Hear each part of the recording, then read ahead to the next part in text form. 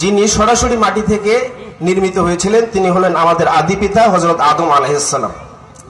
এরপরের থেকে কোনো মানুষ আর সরাসরি মাটি থেকে সৃষ্টি হয়নি। আমরা পরবর্তীতে তার বংশধর এবং আমাদের একটা বিশেষ কণিকা থেকে আমাদেরকে সৃষ্টি করা হয়েছে। তবে আমাদের দেহের উপাদানগুলো মাটির উপাদানের সমান। এজন্য আমরা সবাই আদমের সন্তান। যেমনই ভাবে আগুন থেকে সৃষ্টি করেছেন জিন, আর ফেরেশতাদেরকে সৃষ্টি করেছেন কি থেকে? ফেরেশতাদেরকে সৃষ্টি করেছেন নূর থেকে, আলো থেকে। তাহলে আমরা যখন পৃথিবীতে যখন আল্লাহ সৃষ্টি বললেন যে আমি দুনিয়াতে আমার খলিফা সৃষ্টি করতে চাই, তার মানে আমাদেরকে দুনিয়ায় পাঠাবেন, এটা আল্লাহর সিদ্ধান্ত। আমরা পৃথিবীতে আসার আগে আমরা যে জায়গাটায় ছিলাম সেই জায়গাটার নাম ছিল আলমে আরওয়ার। তারপর আল্লাহ আমাদের জিন্দিগির একটা অংশ আমাদের মাতৃগর্ভে রাখলেন। তারপর আমাদেরকে দুনিয়ায় ভূমিষ্ঠ করলেন এবং দুনিয়াবি জিন্দিগি দান করলেন। এটাকে বলা হয় হায়াতুদ দুনিয়া, দুনিয়ার হায়াত। এই দুনিয়ার হায়াতে পাঠানোর পর আল্লাহ আমাদেরকে সঠিক পথও দিলেন, আবার বেঠিক পথও দিলেন। অর্থাৎ এখানে হক পথের জন্য ব্যবস্থা করলেন, আবার জাহিলিয়াতের জন্য শয়তানকে পাঠালেন।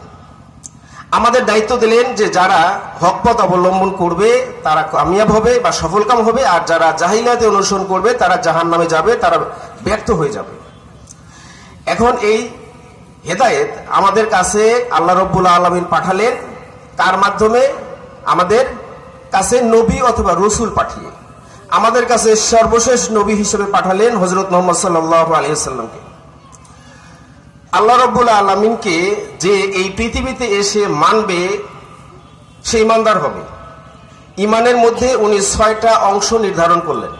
একটা হলো আল্লাহর উপর ঈমান, 2 নম্বর হলো ফেরেশতাদের উপর ঈমান, 3 নম্বর হলো কিতাবের উপর বা আসমানি কিতাবের উপর ঈমান, 4 নম্বর হচ্ছে রসুলের উপর ঈমান, 5 নম্বর হলো আখিরাতের উপর ঈমান, 6 নম্বর হচ্ছে তাকদীরের উপর ঈমান। এই 6টার উপর যে নির্দ্বিধায় সংশয় মুক্ত ভাবে বিশ্বাস করবে সে ঈমানদার হবে।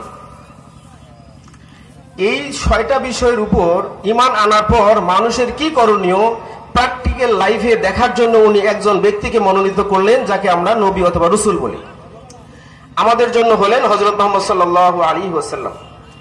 উনি ওনার সারা জিন্দিগি, নবীয়তির জিন্দিগিতে উনি যা করলেন তা হলো আমাদের জন্য সুন্নাহ। এই সুন্নাহর অনুসারী যারা করে তাদেরকে বলা হয় উম্মত। আল্লাহ রাব্বুল আলামিন তার হেদায়েত পাঠালেন যে বইয়ে, তার নাম হলো কোরআন। আর রাসূল সাল্লাল্লাহু আলাইহি সাল্লামের সারা জিন্দিগির সমস্ত কর্মগুণগুণ যে বইয়ে লিপিবদ্ধ আছে তাকে বলা হয় হাদিস। এই কোরআন এবং হাদিস এই দুটাকে যদি আমরা একত্রিত করি তাহলে যে জিনিসটা দাঁড়ায় তাকেই বলা হয় ইসলাম। আল্লাহকে মানলে ইমানদার হয়, রসুলকে মানলে সে উম্মত হয়, আর ইসলামকে মানলে সে মুসলমান হয়। ইসলামকে যদি কেউ পরিপূর্ণভাবে দ্বিধাহীনভাবে নিজের জিন্দিগিকে মেনে নেয়, জিন্দিগির জন্য মেনে নেয় এবং তার কাছে সারেন্ডার করে, তাকে বলা হয় মুসলমান। তাকে বলা হয় মুসলমান।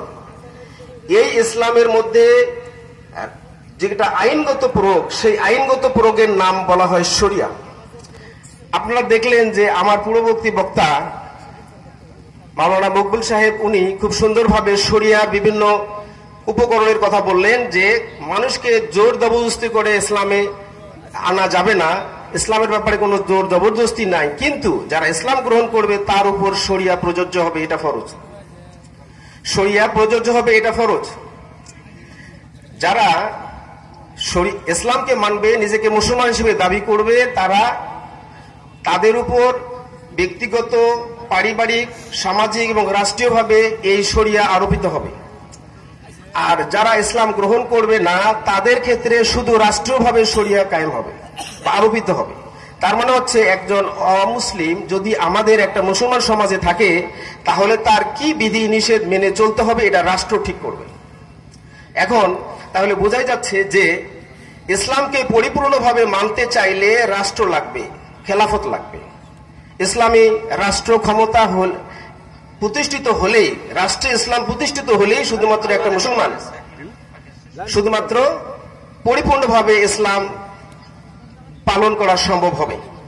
তাহলে আমাদের জন্য রাষ্ট্র অবধারিত, এটাকে বলা হয় আকিমুদ্দিন। যেমন আকিমুসসালাহ বলা হয়েছে, তেমন আকিমুদ্দিনও বলা হয়েছে। আকিমুসসালাহ যেমন ফরজ, আকিমুদ্দিনও তেমন ফরজ। আকিমুদ্দিন যদি না কায়েম করা হয় তাহলে অন্যান্য ফরজ একটু অসম্পূর্ণ থেকে যায়। আমি বলি আকিমুদ্দিন বা জিহাদ ফি সাবিলিল্লাহ অন্য সমস্ত ফরজের তদারক হিসাবে এটা সবচেয়ে বড় ফরজ। এখন আমরা ইসলামকে কিভাবে মানব, এই ক্ষেত্রে আমাদের মধ্যে বিভিন্ন ফেরকা রয়েছে। ধরেন জামাত ইসলামী বাংলাদেশ বলে যে এটাই আমাদের সবচেয়ে বড় হকপন্থী দল, তাবলিগ জামাত বলে সেটাও হকপন্থী, অথবা চরমনাই বলে তারাও হকপন্থী। এখন এরকম ফেরকা থাকবে, এটা রাসূল সাল্লাল্লাহু আলাইহি ওয়াসাল্লামের ডিক্লার, এবং এর মধ্যে কল্যাণও আছে যাতে মানুষ হককে খুঁজতে পারে। একটা দল থাকলে হক খোঁজার দরকার ছিল না, একটা দল থাকলে মানুষকে এলেম অর্জন করার প্রয়োজন ছিল না, ওনারা যা বলে সেটাই ঠিক হইতো। তা সেই ক্ষেত্রে হক আপনাদের খুঁজে বের করতে হবে। এই হক খুঁজে বের করার জন্য যতটুকু এলেম অর্জন করা লাগবে, এইটুকু কমপক্ষে এলেম প্রত্যেক মুসলমান নরনারীর জন্য এই এলেমটা অর্জন করা ফরজ। তালাবুল ইলমি ফারিদাতুন আলা কুল্লি মুসলিমিন, কমপক্ষে এতটুকু এলেম অর্জন করতে হবে যাতে আমরা হক খুঁজে পাই। সম্মানিত উপস্থিতি, আমি এই দায়িত্বটাই আপনাদেরকে দিয়ে আমার বক্তব্য শেষ করব। আপনারা কমপক্ষে এতটুকু এলেম অর্জন করবেন যে এলেমটা আপনাকে হকের সন্ধান দেবে, হেদায়েতের সন্ধান দেবে। আল্লাহ আমাদের সবাইকে হক পথ পাওয়ার এবং হক পথে চলার তৌফিক দান করুন।